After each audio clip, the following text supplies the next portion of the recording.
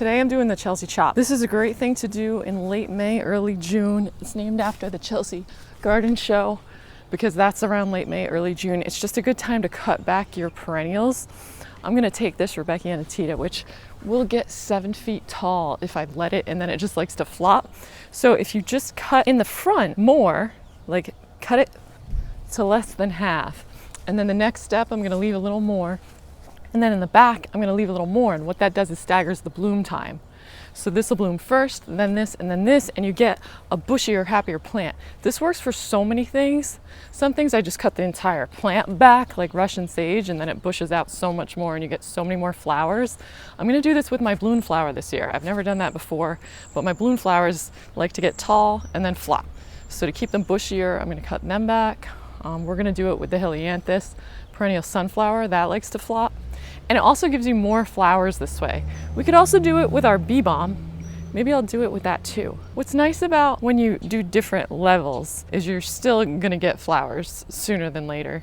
You can even just leave the back ones alone if you don't wanna cut off any of the buds, if they have buds already. Which, yeah, these are starting to form buds, so it's kind of hard. Maybe we'll leave a couple of those. So tools I like to use. A pair of simple garden shears is great. I also have a larger pair. Hedge trimmers work great.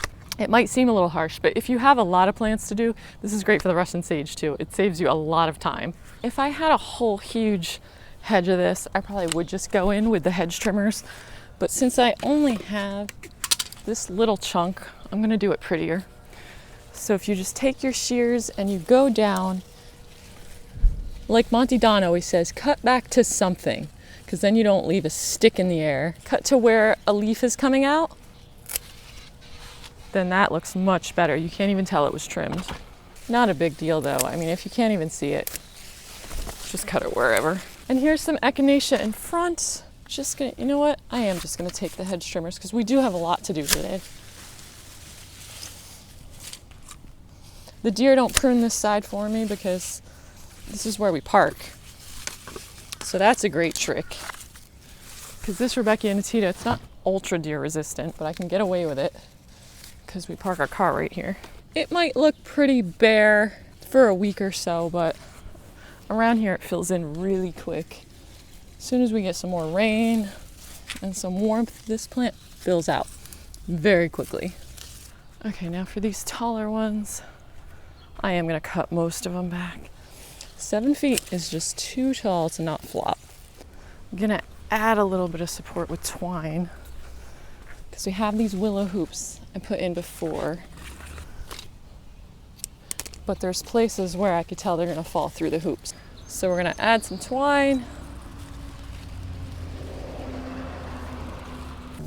There, so now we have extra support. There, it's in pretty good shape now.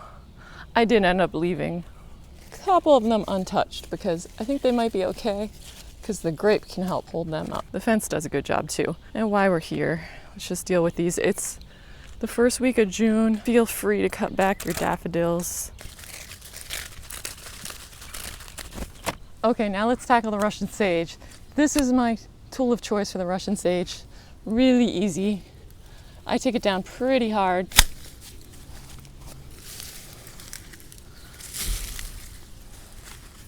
Because otherwise it just gets way too lanky.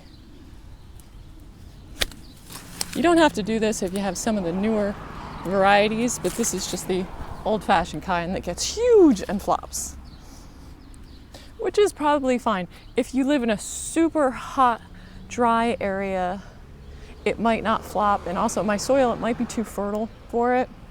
And also if you have a lot of space, that would be fine to just leave it. But I don't have a lot of space, so if I do this, it stays nice and bushier and a little more contained, so I can grow more of them. Neighbors probably think I'm crazy when I do this.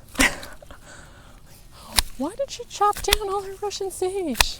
This is part of my guide of 26 ultra deer resistant plants because the deer don't touch this one. So if you need ideas for more deer resistant plants, you can check out my free guide. I put pictures of everything in there. I didn't include plants that they tend to nibble on. I put in there the super ultra deer resistant ones. So usually they say with the Chelsea chop, cut it back to a half or a third. I cut the Russian sage back more. That works well for me. I mean, I'll put a picture on the screen of how big this gets, cutting it back hard. I don't really want it any bigger than that.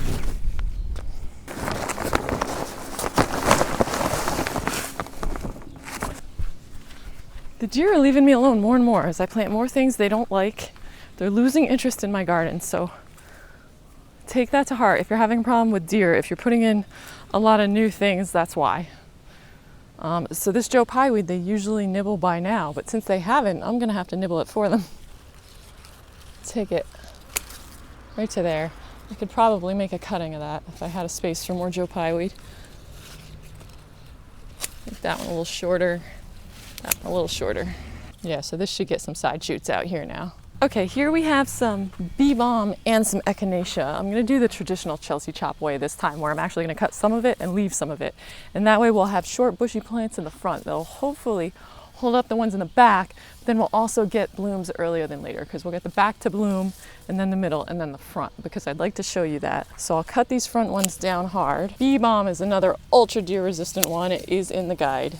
Anything that has a super strong smell, which Balm does, you're probably in good shape with the deer because they don't like that. So I'm trying to go a little bit higher each layer.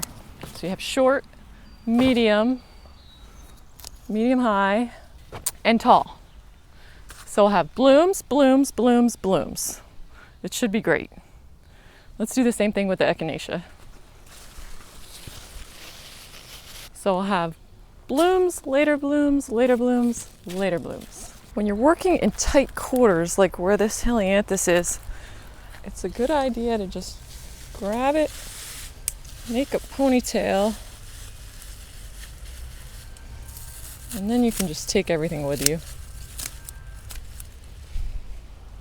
So I hope this video gives you some courage to cut your plants back, because they will thank you for it. They'll be big, bushy, you'll get more flowers, you won't have to do so much staking, and it is just so much better in the end. So don't be afraid. Let me know if you do the Chelsea chop, what plants it works well on for you. And if you are dealing with deer in your garden, don't forget to pick up my free guide, 26 ultra deer resistant plants that I've tested in my garden. I hope you get some time to unwind in your garden today. Until next time, take care. Thanks for watching.